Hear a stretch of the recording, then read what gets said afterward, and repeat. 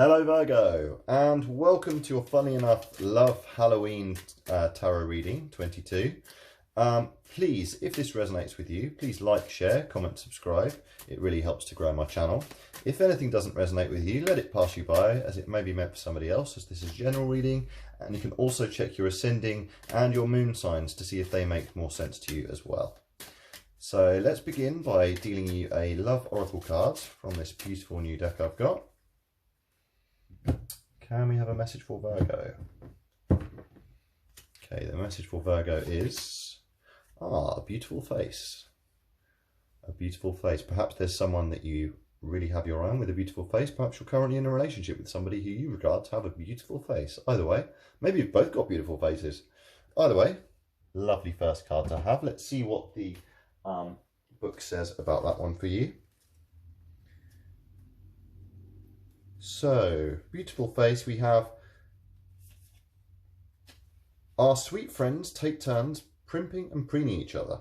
It's makeover day, brushing each other's hair, doing each other's nails, manicures and pedicures, and ooh la la, how stunning they feel after a day of pampering.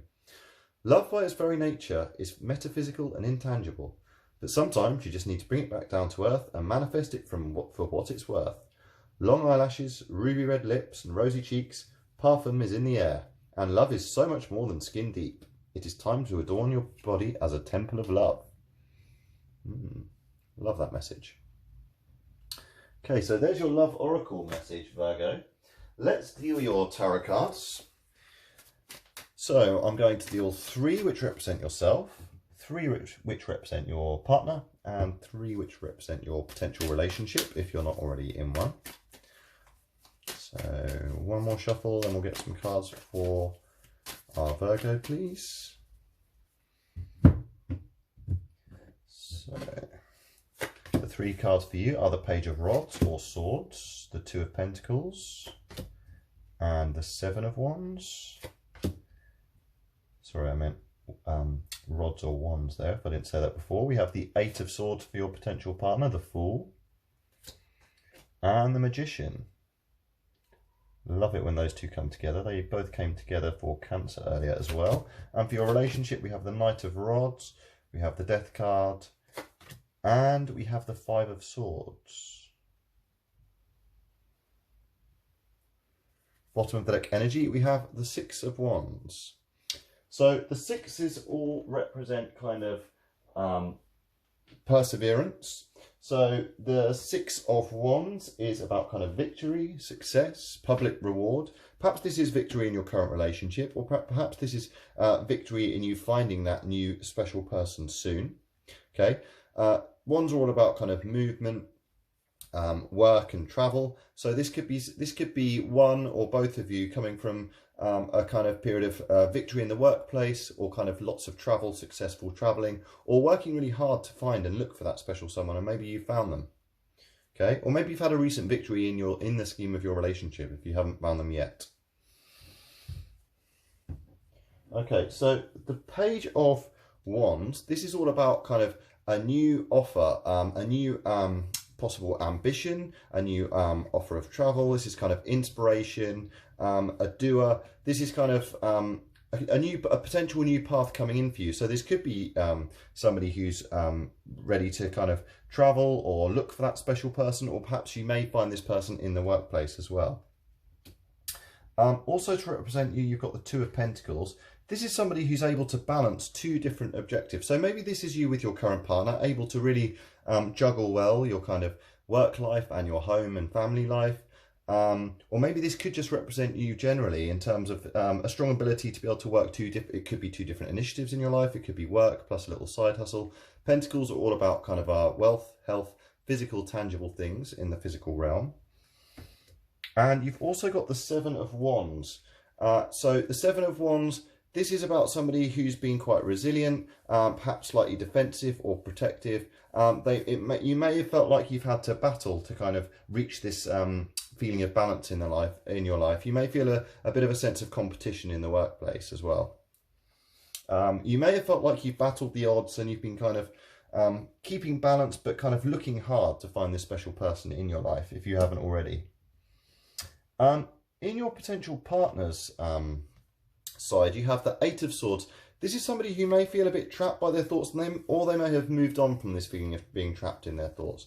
So this is kind of overthinking, can represent anxiety. Perhaps they've been a bit overwhelmed by their thoughts, or they've been worried about, if they're not someone that you're in a relationship with already, this is kind of that they're worried that they won't ever find that person. But I feel like they've overcome this in a really positive way, because I'm seeing the Fool here and the Magician very much together, in that the Fool is technically the first card in the major arcana, although its number is 0, and the Magician is number 1. So it's always interesting to see that synchronicity. This is somebody who's surrendered to the universe. They've perhaps broken free, or they are in the process of breaking free from that feeling of being trapped. And they are kind of surrendering to the universe. They are having blind, not totally blind faith, but a naive, but you know, well-guided faith that the universe will provide. And this is allowing them to manifest kind of what they want into their lives. So this could be them manifesting you, but this person is able to take inspiration from the divine through trusting it and surrendering to it and making physical, tangible things in the world. They have everything at their disposal within which to do so. Really excellent card. Somebody who's able to make magic in the world.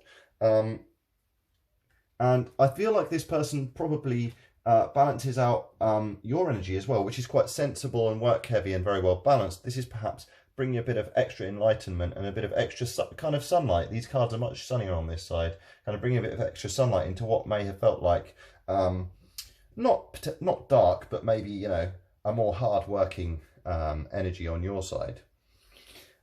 Then you've got, in your current relationship, you've got the Knight. Knights are all about action. So the Knight of Rods or Wands is all about adventure, fearlessness. So perhaps together, in your current relationship, if you're in one, there may be a sense of fearlessness and you happy to go out into the world. Or it may be a sense on both of your parts, or definitely one of your parts, perhaps yourself, a restlessness and a real desire to make a change, very much signified by the Death card. And the Death is very positive in this regard, I believe, because this is, I mean, he even looks quite funky here. He's not even as scary as the Death card often is in some decks. And I feel like this is you moving on from maybe feeling like, again, this is kind of moving on from past battles. You're picking up the sword. It's been a victory, but it's been a victory that hasn't been entirely without difficulty or, you know, a bit of exhaustion probably along the way. This person is picking up the cards, up the swords, possibly from, whether it's in your relationship, challenges that you may have faced, or you may have faced challenges in previous relationships. But this is kind of, I feel, the death of that period in either your past relationships or your relationship with this person. And this is you kind of going out there seeking a new path of in kind of what you do. It could be you considering moving somewhere else, or traveling together, or if you're single, it could just represent you wanting to get out there and kind of change this cycle of always picking up the pieces and finding this more balanced relationship with somebody who's in a more kind of happier phase in their life, I guess.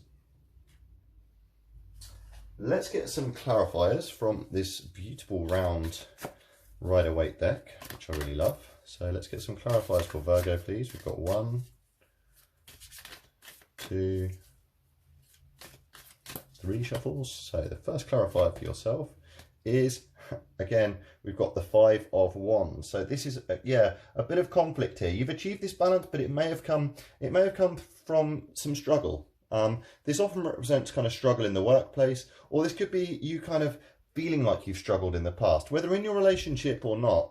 If you're in a current relationship, this might be struggles outside of the relationship, but kind of successful, but you know, maybe quite challenging or tiring competition in the workplace. Or you may have felt like you've had to work really hard to find this person. For your person, oh, we have again the 3 of Wands, okay? This has come up on several readings, but 3 of Wands, this person wants to get out into the world, they want to expand, they want to up level. The Fool and the Magician are very much in that energy.